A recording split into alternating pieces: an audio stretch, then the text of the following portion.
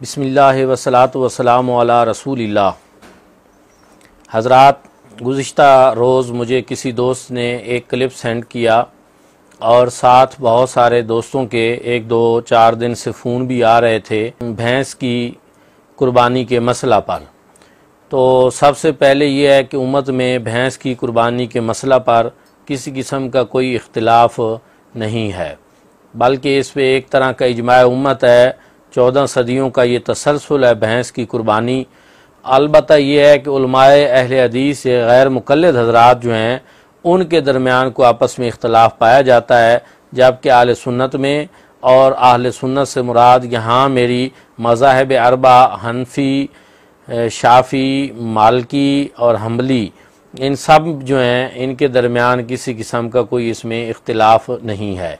एक तो ये कि कुरान मजीद फुरकान हमीद में हज़रत ने जो समानियत अज़वाज वाली आयत करीमा से कुर्बानी के जानवरों की फ़हरिस्त बना कर देने की कोशिश की, तो वो उनके लिए मुफीद नहीं है। वो इसलिए कि हज़रत आप कुरान मजीद फुरकान हमीद की आयत पढ़ने से पहले और उसका हुक्म बयान करने से पहले ये तो आप पढ़ें कि ये आयत मुबारक के शान नज़ूल क्या है, किस मौके पर नाजिल हुई है। जो कुफार और मुशरिकीन के राद में मक्का में नाजिल हुई, जो हिल्लत और हुर्मत के अहकामात के सिलसिला में आप वो यहाँ कुर्बानी के लिए बयान कर रहे हैं। हैरत वाली बात है, हमें हैरत होती है कि कुरान फाहमी जो है उससे आप कितने दूर हैं।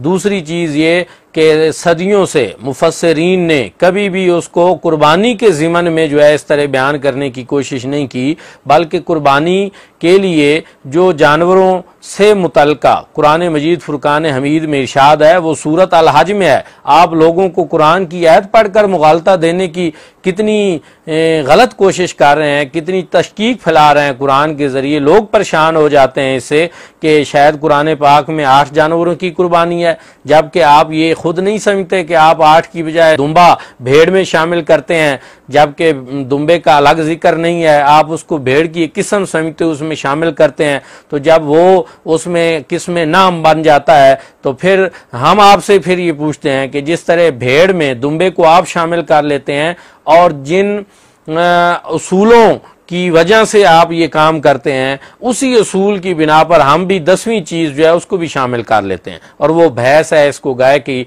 नौ में हम शामिल करते हैं। और सिर्फ हम नहीं करते, सदियों का ये एक तसलसल है। हज़रत मौला अली करम अल्लाह वजहू का इरशाद गिरामी सराहत के साथ मनकूल है कि जिस तरह एक गाय 7 लोगों को किफ़ायत करती है, इसी तरह कुर्बानी के मामला में एक भैंस भी 7 अफराद को किफ़ायत करती है। हज़रत मौला अली करम अल्लाह वजहू का ये सराहत के साथ इरशाद गिरामी जो भैंस के लिए है, क्या आपका कुरान फाहमी जो है वो हज़रत मौला अली करम अल्लाह वजहू से ज़्यादा हो गई है, जो बाब मदीनतुल इल्म है, जो शहरयार इल्म है। हजूर नबी करीम सल्लल्लाहु अलैहि वसल्लम ने जिनको इल्म की सनद अता फरमाई है, उन्होंने कुरान पाक को बेहतर समझा या आपने समझा? तो इस ज़िमन में मैं खुले लफ्ज़ों में ये कहूँगा कि कुरान मजीद फुरकान हमीद में कुर्बानी के हवाले से जो जानवरों की फ़हरिस्त है उससे मुतल्लिक़ आयत करीमा जो है वाले कुल्ल उम्मतिन जअलना मनसकन लियज़्कुरुस्मल्लाहि अला मा रज़क़हुम मिन बहीमतिल अनाम, और इसमें बहीमतिल अनाम में जो मवेशी सिर्फ जानवरों का जिक्र है उसमें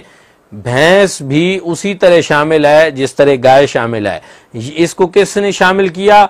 इसको उलमाए लुगत आप देखें, उलमाए लुगत को उठाकर देखें, मुफस्सिरीन को उठाकर देखें, फुकाए उम्मत को उठाकर देखें, सब ने ये समझा कि भैंस गाय की ही एक किस्म में से है। उलमाए लुगत ने, आप ये हयातुल हैवान कमालुद्दीन अद-दमीरी की देखें, वो उन्होंने गाय की सिर्फ एक बकर सिर्फ एक किस्म नहीं बयान की, बल्कि उन्होंने गाय की मुतादिद किस्में बयान की हैं, और उन्हीं में से एक जो है ये भैंस भी है। इसी तरह आप जो है ये देखें अल फिकुल इस्लामी व अदिल्लतहु, ये कितने बड़े डॉक्टर वहबा ज़ुहैली की ये मेरे पास अल फिकुल इस्लाम व अदिल्लतहु, वो कहते हैं उलमा का इस बात पर इत्तेफाक है कि कुर्बानी के जानवरों में जहां एबिल है, जहां बकर है, उसी में व मिनहल जमूस, वो लिखते हैं मिनहल जमूस, और भैंस भी उसी में शामिल है। लेकिन हजरत आप की गंगा हमेशा उल्टी बहती है। ये उलमाए अहले हदीस का मैं आपके लिए जो है ये भी बयान करना जरूरी समझता हूँ। ये आप फतावा नवाब सिद्दीक हसन खान भोपाली का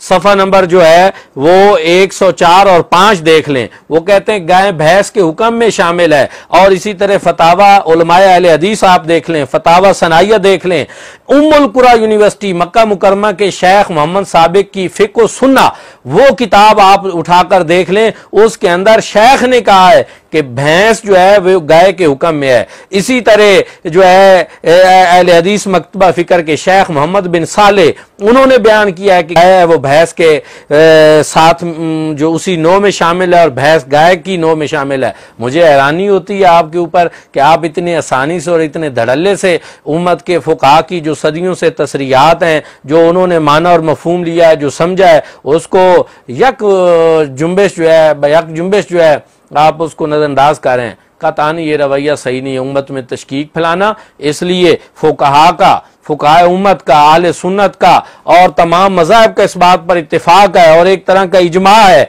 कि भैंस की कुर्बानी इसी तरह है जिस तरह के गाय की कुर्बानी है। इसलिए खुदारा उम्मत को मजीद इंतशार में न डालो, फितना तशकीक जो है उसका हिस्सा ना बनो और उम्मत को लख्त ना करो। ये वक्त तोड़ने का नहीं, ये जोड़ने का है। और ऐसी फितना परवर बातें आपके अपने क्लिप में एक बात आपने कही, आपने कहा अगर भेड़ बकरी गाय वगैरह ना मिले तो इस सूरत में फिर भैंस की कुर्बानी जायज है, इस सूरत में भैंस की कुर्बानी जायज है।